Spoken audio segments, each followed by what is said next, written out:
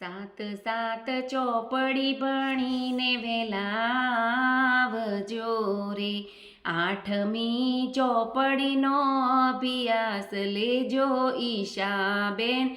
સાત સાત ચોપડી ભણીને વેલા આવજો રે. રસોડે માતા વાટો જોઈ રહ્યા રે. આવશે મારા ભોજનની જમનાર.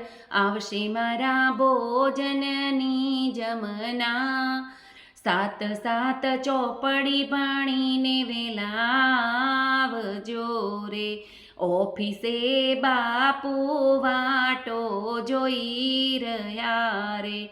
આવશે મારા લેખોની લખનાર. આવશે મારા લેખોની લખનાર.